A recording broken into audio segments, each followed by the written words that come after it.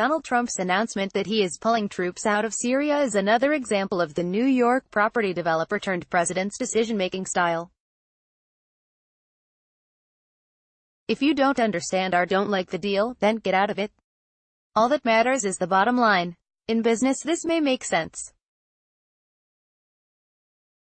But in foreign policy, this type of capricious decision-making can do long-term damage to the United States. Whether Trump's decision to unilaterally withdraw within 30, or perhaps 100, days is actually realized is not certain. Whether Trump's decision to unilaterally withdraw within 30, or perhaps 100, days is actually realized is not certain. What is certain is that some of his senior advisors will be seeking to have the president modify his rather unambiguous direction. People intimately involved in the Syria issue have been talking about the need to ensure the enduring defeat of Islamic State, ISIS, while the president has now declared ISIS defeated and that it is time to move on. Exactly what moving on means will become apparent in the months ahead. Trump has never liked the idea of troops in Syria, and he accelerated the military component of the anti-ISIS battle in order to declare victory and leave. So in one sense, he is being consistent with his long-held view of the utility of troops in Syria. But there are obvious ramifications in such a rapid exit. It is worth looking at a few of the issues to address some of the claims about the second-order effects of this decision. The Kurdish issue. Many will claim that the Kurds are being abandoned and were simply used. The reality is that ISIS was a threat to the Kurds and they had a shared interest with the West in defeating them. This could not have been achieved without U.S. assistance. Washington had always told the Kurds their relationship was only transactional, which is why the Kurds have been in discussions with Damascus about their long-term future. A rapid U.S. withdrawal, however, severely weakens the Kurdish bargaining position with respect to Damascus. The Iranians. Nobody has ever made the case for why a U.S. presence was needed to stop a mythical Tehran to the Mediterranean land corridor. Such a corridor would have been complex to maintain and highly insecure, especially when the Iranians have operated a highly successful air bridge for decades.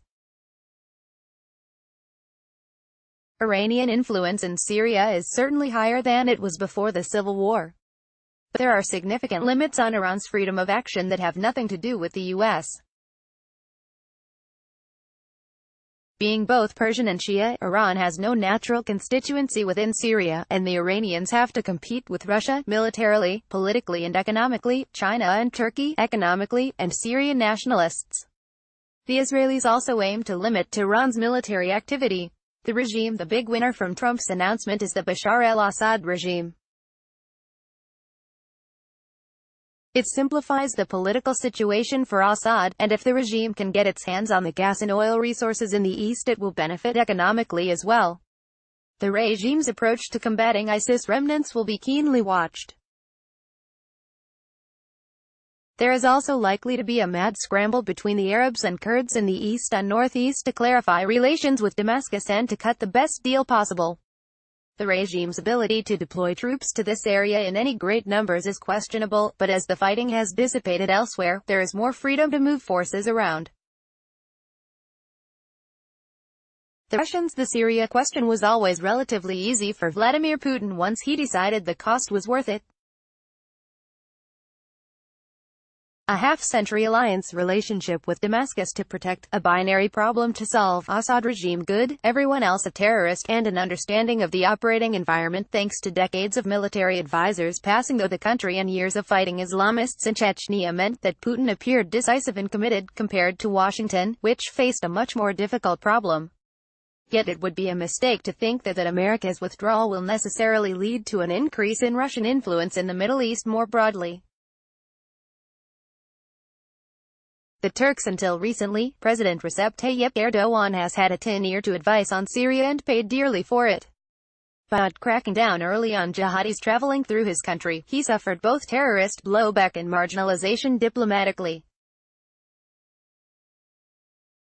The presence of Turkish forces and pro-Turkish militias close to U.S. troops in the northeast of Syria was a potential disaster, and Erdogan's threats to advance east of the Euphrates was another problem for Washington.